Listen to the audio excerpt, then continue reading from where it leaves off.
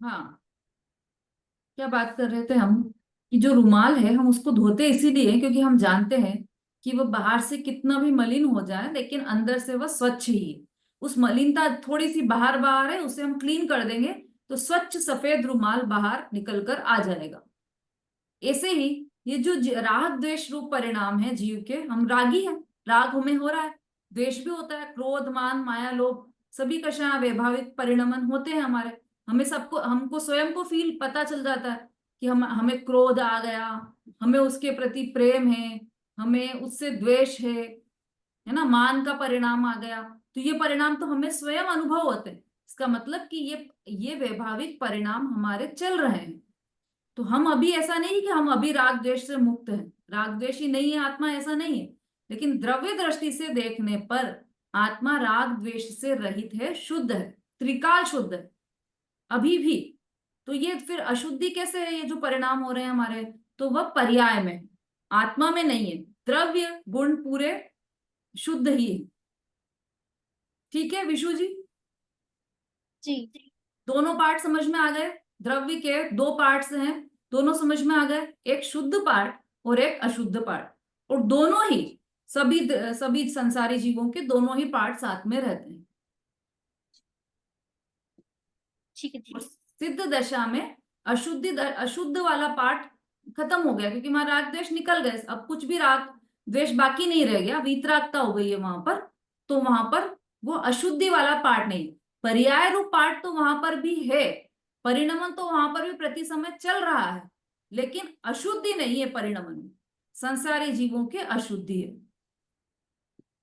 ठीक है, अब ये वाला आपको समझ में आ गया कि जीव को यदि हम ऐसा कहें कि रागी द्वेषी जीव है तो उसमें कोई दोष आएगा या नहीं आएगा? जो दीदी हमने जीव पढ़े थे ना, जीव तीन प्रकार के होते हैं, बहिरात्मा, अंतरात्मा, परमात्मा। तो जो हम्म। अंतरात्मा में आते हैं हाँ, सातवें गुण स्थानवर्ती से, तो वो भी रागी कहलाएंगे कोई? वो तो हम ना रागी नहीं कहलाएंगे ना जैसे। अंतरात्मा में आते हैं चौथे से चालू हो जाता है अंतरात्मा का। तो है ना, जैसे आपने बताया कि भाई सिद्ध भगवान तो रागी नहीं है, वो तो है ही नहीं, ऑब्वियस है। लेकिन हम्म। वो भी तो नहीं रागी में आएंगे ना, चौथे गुण स्थानवर्ती से जो अंतरात्मा में आता है। उनको तो है ना राग, तभी तो वो संसार में है। जी। वो राग को अपना नहीं मानते, वो बात अलग है, लेकिन राग होता है उनको, है ना। रामचंद्र जी थे चौथे गुण स्थान में, तो उनको राग था, सीता के प्रति राग था, लक्ष्मण के प्रति राग था, कितना राग था। भरत चक्रवर्ती चौथे गुण स्थान में, राज्य पाठ सब संभालते हैं। कोई हो चौथे गुण स्थानवर्ती जो दुकान पर बैठता हो, व्यापार धंधा संभालता हो, सब रहते हैं ऐसे। तो उनके राग और वीतरागता की दोनों की धारा चलती है एक साथ, है जी। ना। अंतरात्मा जब जीव हो जाता है तो दो धारा चलने लग जाती है चारित्र में। श्रद्धा तो पूरी परिणाम परिवर्तित हो गई है, लेकिन चारित्र में दो धारा चलती है, राग धारा और कर्म धारा, सॉरी राग धारा और ज्ञान धारा, दोनों धारा चलती है उनकी। और ये धारा कब तक चलती है कि जब तक पूर्ण वितरागता न हो जाए तब तक ये दो धारा चलती है उनकी। जो सकल परमात्मा और निकल परमात्मा है, लेकिन सकल परमात्मा अरिहंत परमेष्टि वो तो रागी में नहीं आएंगे ना, वो वो तो नहीं, रागी द्वेषी। वो तो वितरागी हो गए, जी। वो तो वितरागी हो गए। ठीक है दीदी। हम्म। अब इसमें कौन सा दोष आया फिर, ये बताइए आप। जीव को रागी द्वेषी, यदि जीव का लक्षण रागी कहें हम, तो इसमें कोई दोष आएगा या नहीं आएगा? अव्याप्ति दोष आएगा। हाँ, कारण क्या है उसका? क्योंकि संपूर्ण भाग में तो है नहीं, क्योंकि कहीं ना कहीं सो स्वच्छता भी, रागी नहीं है जीव, वो तो उसके ऊपर मैल की परत आ गई है, संपूर्ण भाग में नहीं है, एक भाग में ही है, इसलिए अव्याप्ति दोष। संपूर्ण भाग किसका? जीव का संपूर्ण भाग की बात नहीं है यहाँ पर, जो लक्ष्य है उसका संपूर्ण भाग। और लक्ष्य है हमारा जीव, तो जीव, हम जीव को ढूंढने गए हैं, ये समझ लो। लक्ष्य मतलब हम जीव को ढूंढ रहे हैं। तो जीव कौन, जीव कौन, जीव कौन, ये जीव है कि नहीं, ये जीव है कि नहीं, ये पेन जीव है कि नहीं, कि ये जीव नहीं है क्योंकि इसमें उपयोग लक्षण नहीं है। तो फिर जीव ठीक। कौन है? तो लक्षण बताया हमने कि रागी पना जीव का लक्षण है। तो हाँ ठीक है, जितने भी संसारी जीव हैं सब रागी हैं, तो जीव का लक्षण रागी पना है कि नहीं? जीव का लक्षण रागी पना इसलिए नहीं है क्योंकि जो मुक्त हो गए हैं, सिद्ध भगवान हो गए हैं, अनंत भगवान है, उनको तो राग है नहीं। तो यदि हम ऐसा मान लेंगे कि जीव का लक्षण राग है, तो अनंत भगवान सिद्ध भगवान तो वीतरागी हो गए, तो हम ऐसा मानना पड़ेगा कि वो अजीव है। समझ में आ रहा है? यदि हम जी जीव का लक्षण राग मान लेंगे, तो सिद्ध भगवान को तो हमें अजीव मानना पड़ जाएगा। इसलिए हम जीव का लक्षण राग नहीं मान सकते, जबकि सिद्ध भगवान भी जीव है और संसारी भी जीव है, दोनों ही जीव है।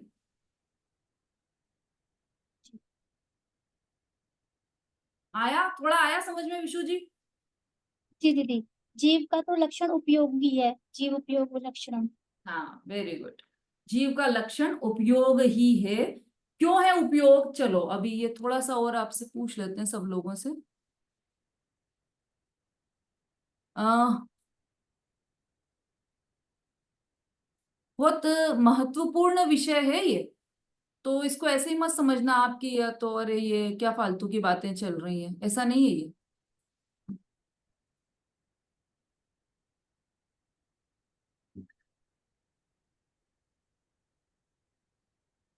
जीव का लक्षण उपयोग है, ऐसा कहने में कौन कौन से दोष नहीं आएंगे? कोई भी दोष नहीं आएगा दीदी। कोई भी दोष नहीं आएगा। अब मुझे कारण चाहिए कि कोई भी दोष क्यों नहीं आएगा, एक एक दोष का कारण चाहिए। आंचल जी, एक दोष का कारण बताइए। हाँ, क्योंकि जीव का उपयोग लक्षण है। वह जीव मतलब अगर संसारी जीव है तो भी अवस्था उसी अवस्था में है, सम्यक दृष्टि है तो भी है, मुनिराज है तो भी है, और चित्त भगवान भी बन जाते हैं तो भी उपयोग चैतन्य ज्ञान गुण रहता है, इसलिए अव्याप्ति दोष से रहित है ये, वाह, क्योंकि वह सभी अवस्थाओं में है। बहुत बढ़िया, बहुत ही बढ़िया, बहुत दूसरा भी अच्छा। बता दिया। बिल्कुल परफेक्ट आंसर मिल गया है मुझे, जैसा चाहिए था। अव्याप्ति दोष नहीं आएगा जीव का लक्षण उपयोग मानने में। एक दोष तो बता दिया आंचल जी ने। चलिए, अब जीव का लक्षण उपयोग है ऐसा कहने में और कौन सा दोष नहीं आएगा और क्यों? मंजू जी।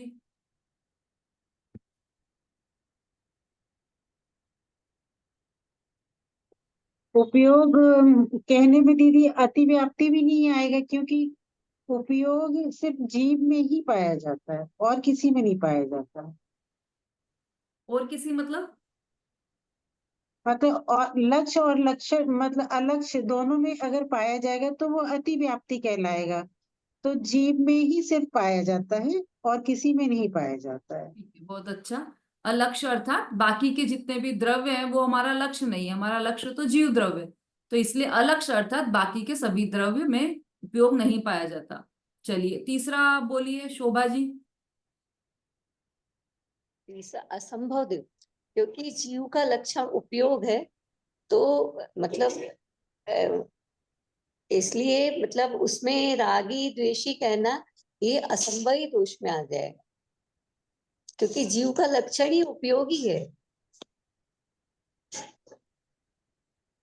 हाँ, तो जीव का लक्षण उपयोग है ना, इसमें असंभव हाँ, दोष क्यों नहीं आएगा, ये है प्रश्न। क्योंकि इसमें कोई मतलब ये तो मतलब बोलना चाहिए तो निश्चित ही है ना कि जीव का लक्षण उपयोगी है, क्योंकि सभी जीवों में ये पाया जा रहा है, ठीक यानी है, निगोद से लेके सिद्ध परमेष्टि तक ये जीव का उपयोग लक्षण है, तो ये असंभव है ही नहीं है ना, असंभव क्योंकि नहीं है। असंभव। सब में संभव है लक्षण, ये सभी जीवों में संभव है, इसलिए संभव मतलब है ही है, इसलिए ये उपयोग लक्षण में असंभव दोष नहीं आएगा। ठीक है, बहुत अच्छा बताया आपने। तो अभी मुझे लगता है कि ये क्लियर हो गया होगा आप सबको, है ना? ये सोचकर अपन आगे बढ़ जाते हैं। अब 5-7 मिनट बचे हैं अब हमारे। चलिए कोई बात नहीं। अब हम सूत्र नंबर 9 पर आ जाइए। उपयोगो लक्षणम, ये वाला सूत्र हमारा कंप्लीट हो गया है। फिर भी यदि किसी को कोई कंफ्यूजन हो तो वो प्रश्न पूछ सकता। अभी हैंड रेस दिखाई दे रहे हैं मुझे। प्रश्न है क्या आप लोगों के? यदि प्रश्न नहीं हो तो हैंड्स डाउन कर लीजिए। चलिए सूत्र नंबर 9, उपयोग के भेद।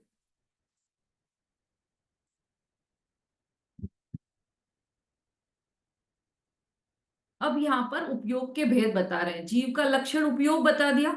उपयोग किसे कहते हैं? तो ज्ञान दर्शन के व्यापार को उपयोग कहते हैं। या फिर आपने जो परिभाषा लिखी है वह भी सही है। चैतन्य गुण के साथ संबंध रखने वाले जीव के परिणाम को उपयोग कहते हैं। मतलब चैतन्य गुण के साथ। अब ऐसा इसका थोड़ा सा और देख लो आप। चैतन्य गुण के साथ मतलब तीन चीजें होती है ना, द्रव्य, गुण और पर्याय, है ना। तो द्रव्य तो हो गया चेतन, और जो गुण है वह है चैतन्य, और जो पर्याय है वह है चेतना। ये तीनों शब्द आपको आगम में जगह जगह मिलेंगे। चेतन, चैतन्य और चेतना। तो जब भी चेतन शब्द आए तो समझ लेना द्रव्य, चैतन्य शब्द आए तो समझ लेना गुण की बात हो रही है यहाँ पर, और चेतना शब्द आए तो आप समझ जाना कि यहाँ पर पर्याय की बात चल रही है ना। जीव का लक्षण चेतना भी कहा जाता है, तो उसका अर्थ वही है उपयोग। ज्ञान दर्शन दोनों के परिणाम को, दोनों के व्यापार को उपयोग कहते हैं। हाँ बोलिए। दीदी 3 शब्द आप बोल रही है वो समझ में नहीं आ रहा मुझे। भाई द्रव्य, गुण, पर्याय अपन समझ चुके हैं अभी अभी 2 मिनट पहले ही। द्रव्य, जी गुण और पर्याय जी। तीन चीजें होती है। तो चेतन शब्द जहां भी आए तो समझ लेना द्रव्य है। चैतन्य, चेतन। हाँ। चेतन, चैतन्य और चेतना, ये तीन शब्द हैं। पहला चेतन, दूसरा है चैतन्य,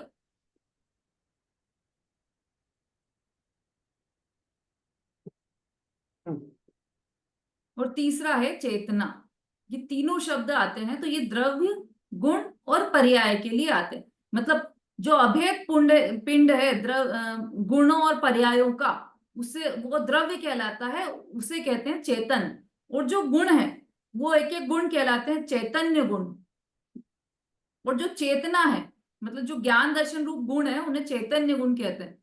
और जो ज्ञान दर्शन का कार्य है, जो जानना देखना चल रहा है ना, अभी चल रहा है कि नहीं हमारा जानना देखना? अभी तो चल रहा है, हो रहा है। चल रहा है। लेकिन जब हम सो जाते हैं तब चल तब भी तब चलता तब भी चलता रहता सपने में। आंखें बंद हो गई तो फिर कैसे चल रहा है?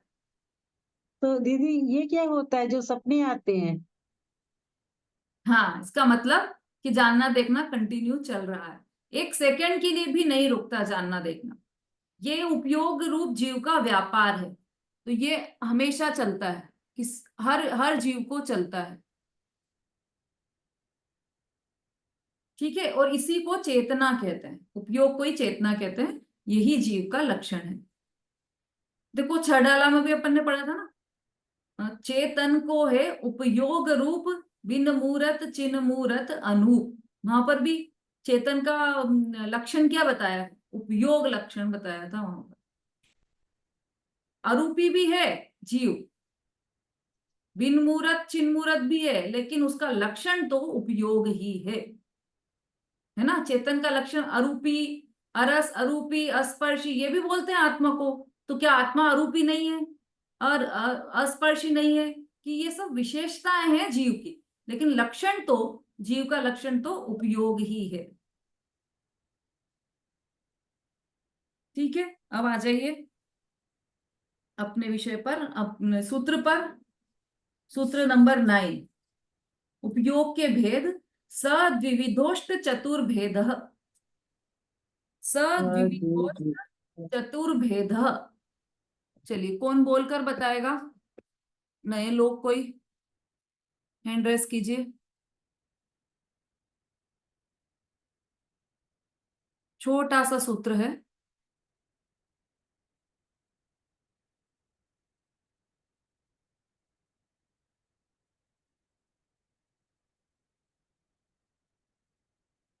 वंदना जी बोलिए।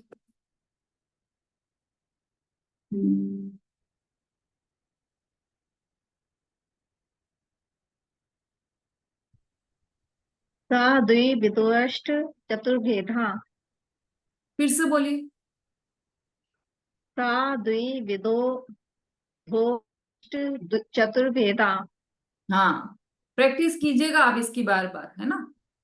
और यदि ज्यादा प्रॉब्लम हो बोलने में तो कांच के सामने बैठकर बोलो आप। स द्विविधोष्ट। सा द्वि विदोष्ट चतुर्भेदः। हाँ, उसमें ब्रेक कहाँ लेना है? स के बाद ब्रेक ले सकते हो आप, उसके बाद ब्रेक नहीं ले सकते क्योंकि उसके बाद पूरा है। स द्विविधोष्ट सा द्वि विदोष्ट चतुर्भेदः। ऐसे बोलकर प्रैक्टिस करके पूरा आ जाएगा।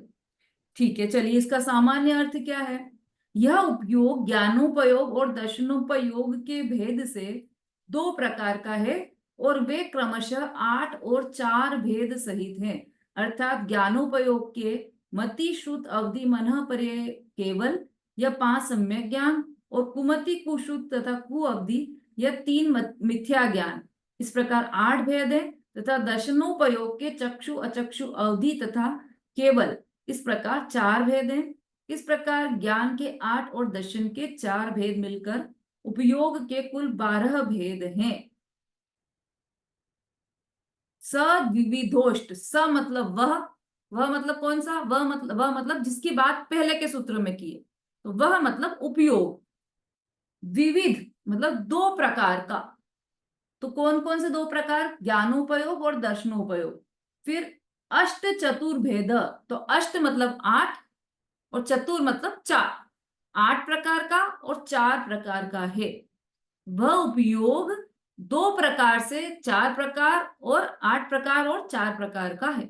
अब वह उपयोग कौन कौन से हुए? तो ज्ञानोपयोग और दर्शनोपयोग। फिर वे क्रम से 8 और 4 भेद सहित है।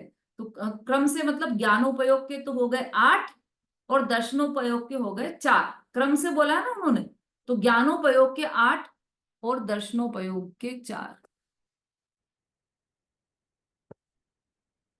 अब देखो आपको ध्यान आ जाएगा, आपको और सरल हो जाएगा। ये सब बात हम पहले पढ़ चुके हैं पहले अध्याय में।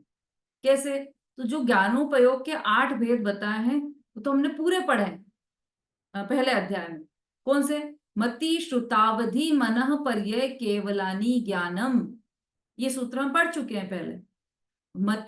मति ज्ञान, शुद्ध ज्ञान, अवधि ज्ञान, मनः पर्यय ज्ञान और केवल ज्ञान, ये तो हो गए 5,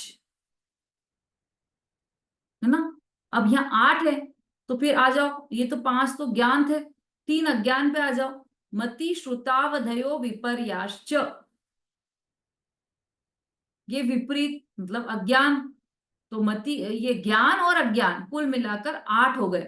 तो 5 तो हो गए ज्ञान और 3 हो गए अज्ञान। समझ में आ रहा है सबको?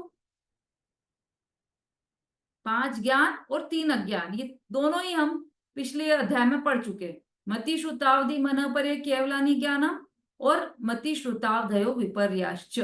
मति श्रुत अवधि मनः पर्यय केवल ज्ञान और कुमति कुश्रुत और कु अवधि ज्ञान, इस तरह से 8 ज्ञान, ये हो गए ज्ञानोपयोग के भेद।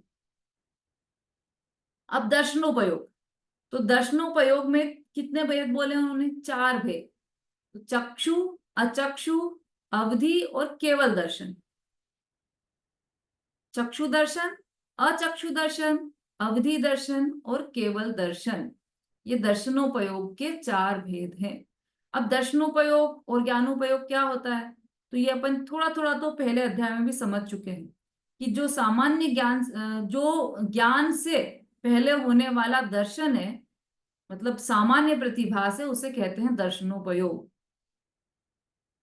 तो हम अपन ने पिछले अध्याय में पढ़ा था ना, मति ज्ञान और शुद्ध ज्ञान के भेद पढ़े थे। तो मति ज्ञान में हमने अवग्रह ईहा अवाय धारणा ये सब पढ़ा था। तो जब मति ज्ञान में अवग्रह ईहा अवाय धारणा होता है, उससे पहले क्या होता है कि श्रुतम मति, जैसे श्रुतम मति पूर्वम दैनिक द्वादश भेदम, ऐसा बोला था ना। तो शुद्ध ज्ञान के पहले ये सब मति ज्ञान होता है, और मति ज्ञान जो होता है वह दर्शनोपयोग पूर्वक मति ज्ञान होता है।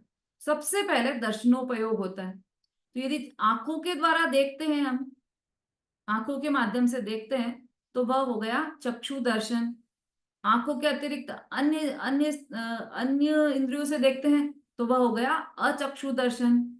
चक्षु अचक्षु अवधि दर्शन, अवधि ज्ञान से पहले होने वाला जो सामान्य प्रतिभा से, वह कहलाता है अवधि दर्शन। और केवल दर्शन, तो केवल ज्ञान के साथ होने वाला, अब यहाँ पर पूर्व नहीं आएगा, केवल ज्ञान के साथ में होने वाला जो दर्शन है वह कहलाएगा केवल दर्शन। अब इसका डिटेल तो अपन कल समझेंगे, है ना। कल हमारा ये छोटा सा ही सूत्र है, जल्दी पूरा हो जाएगा क्योंकि आप पहले समझ चुके हो इनको ज्ञानोपयोग के बारे में। फिर भी आप लोग और पढ़कर आइएगा ताकि आपकी यदि कोई शंका हुई तो उसका समाधान यहाँ पर कर सके। ठीक है, समय हो गया अभी अपना। हाँ रेणु जी बोलिए। दीदी आपने ये तीसरा बताया कि अवधि ज्ञान से पहले होने वाला दर्शन अवधि दर्शन कहलाता है। हाँ ठीक है, ये कल इसका और लेंगे अपन डिटेल, आप घबराओ मत, ठीक कल डिटेल में ठीक लेंगे। हाँ ठीक। शोभा जी, मंजू जी, कुछ प्रश्न है आपका? दीदी जैसे वो छायोश्रमिक भाव जो रहता है वो पहले गुण स्थान से कितने गुण स्थान तक रहता है? 12वें तक बताया ना आपने कि 12वें गुण स्थान तक रहता है। पर हमारे यहाँ मंदिर में बोल रही थी, पंडित जी बोल रहे थे कि वो पहले से 7वें तक में ही रहता है। उसके बाद बोले श्रेणी चढ़ने लगते हैं तो उसके बाद वो छायोश्रमिक भाव नहीं रहता है, ऐसे बता रहे थे प्रवचन में। हाँ इस पे करेंगे अपन चर्चा थोड़ा सा डिटेल में। हाँ मंजू जी बोलिए। दीदी मैं ये पूछना चाह रही थी कि क्षायिक समिक दृष्टि जब होते हैं ना, और उनको अगर क्षायिक चारित्र भी हो जाता है तो क्या फिर केवल ज्ञान हो जाएगा? क्यों नहीं होगा?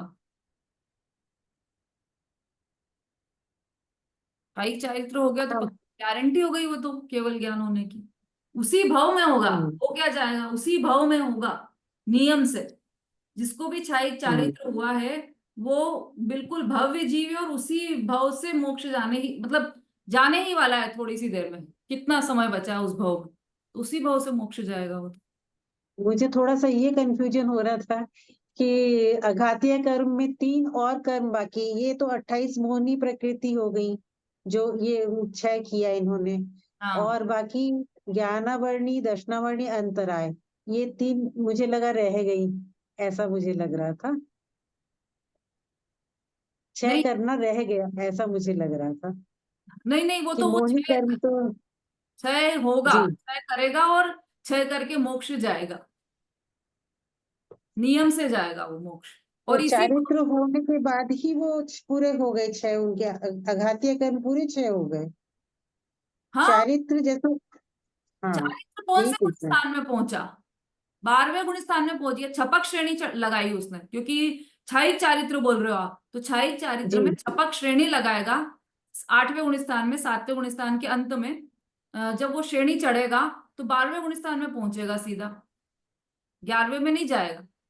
12वें में पहुंच गया तो वहां पर क्षीण मोह हो गया उसका, वही वितरागी हो गए वो,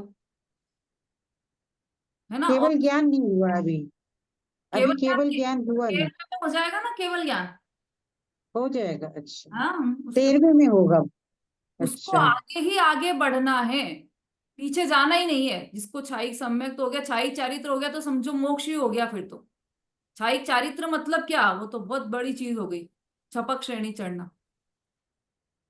हाँ क्या नाम है, विशु जी बोलिए।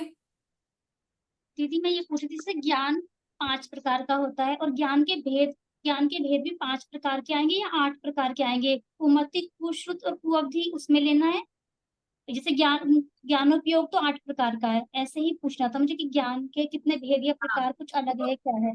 दोनों तरह के कथन आते हैं आगम में, कहीं पर ज्ञान के जी 8 बोले तो उसमें समझ लेना कि ये 3 अज्ञान है, उसको भी ज्ञान में लिया है। और कहीं पर ज्ञान के 5 भेद बोले तो समझ लेना कि वो सम्यक ज्ञान की बात। हाँ जी दीदी, यही है कि कोई 5 बताते हैं कोई 8 बताते हैं, हाँ कंफ्यूजन था बस। दोनों बात आती है आगम में। बोलिए आंचल जी बोलिए। दीदी, हाँ दीदी, एक तो ये क्वेश्चन था कि जीव के 5 भाव एक साथ कैसे होंगे, ये थोड़ा कंफ्यूजन है। 2 भाव तो समझ में आते हैं कि औदिक और पारिणामिक एक साथ हो जाएंगे और पारिणामिक और सिद्ध भगवान को छायक हो जाएंगे, लेकिन छायक छायोपसमिक और औपसमिक ये एक साथ कैसे होंगे, ये थोड़ा मुझे कंफ्यूजन है। अरे ये तो बहुत ही प्यारी चर्चा उस दिन आई थी, आप शायद उस दिन एब्सेंट हो गए। पूरा बहुत हम्म, अच्छा डिटेल में ये समझा था। औदिक और पारिणामिक कभी भी एक साथ नहीं होंगे। एक साथ मतलब अच्छा, एक केवल साथ। ये दो ही परिणाम हो ऐसा नहीं होगा। औदिक है तो अच्छा अच्छा क्षायोपशमी भाव भी रहेगा, क्योंकि ज्ञान का अच्छा। क्षय और उपशम दोनों रहता है उस समय। जब औदिक होगा तो जीव संसारी होगा, और संसारी होगा तो उसके हम्म। 6 उपशमिक भाव तो जरूर होंगे, अच्छा। है ना, एक बार। और जिसके 2 भाव हम्म। हैं, वो है पारिणामिक भाव और क्षयिक भाव, वो मुक्त दशा में पारिणामिक भाव और हाँ। क्षयिक भाव ये। और जो व्यक्ति उपशम, जिसने उपशम सम्यक्त्व लिया हो, नहीं, हाँ। क्षयिक सम्यक्त्व वाला जिसने उपशम श्रेणी चढ़ी हो, उसके ये अच्छा, 5 भाव एक साथ होते हैं। मतलब क्षयिक भाव के साथ उपसम श्रेणी चढ़ी हो जिसमें। क्षयिक सम्यक्त्व के साथ, सम्यक्त्व तो हो गया क्षयिक सम्यक्त, क्षयिक उपशम सम्यक, सम्यक्त हाँ। नहीं, क्षयिक सम्यक्त। क्षयिक सम्यक्त हो हाँ। गया तो क्षयिक भाव हो गया, ओदेयिक भाव था ही हम्म। पहले से, क्षयोपशमिक भाव भी हाँ। पहले से ही था। अब बच गया कौन सा? हाँ। क्षयिक भाव। ऑप्शन। क्षयिक भाव तो हो गया, हाँ, ऑप्शन। औपशमिक तो हाँ। उपशम चारित्र हो गया, उसको औपशमिक चारित्र हो गया, तो औपशमिक भाव भी हो गया, पारिणामिक भाव तो है ही, हम्म। तो 5 भाव हो जाएंगे उसको। अच्छा अच्छा, ठीक शोभा है जी, दीदी। इसी में आपके प्रश्न का भी उत्तर आ गया है। हम्म। दीदी, औदैक भाव 1 से 13 गुण स्थान रहेगा कि 14? क्या लिखवाया उस दिन? आपने 13 बार लिखवा दिया था इसमें। 13वें तक रहता है औदिक भाव। 13वें, तो 14वें में तो 14 तो बहुत अ उ री लू ल इतने 5 ह्स्व अक्षर जितना समय रहता है 14वें में तो, और 14वें में तो अच्छा, सब तो कर्मों 13। का नाश हो जाता है, तो फिर ओदेयिक भाव का भी नाश हो गया। ठीक है। ठीक है, चलिए, और हैंड रेस हो रहे हैं, लेकिन अब समय बहुत हो गया है। आप लोग कल पूछ लीजिएगा प्रश्न। जिनवाणी स्तुति भी अब शॉर्ट में ही ले लेते हैं अपन। जावाणी के ज्ञान से सूझे लोकालोक, वाणी मस्तक नमो सदा देत हूँ ढो। बोलिए जिनवाणी माता की जय, महान जैन धर्म की जय हो, आचार्य उमा स्वामी की जय। जय जिनेन्द्र दीदी। जय जिनेन्द्र, जय जय जिनेन्द्र, जय जिनेन्द्र, सभी को जय जिनेन्द्र, जय सभी को।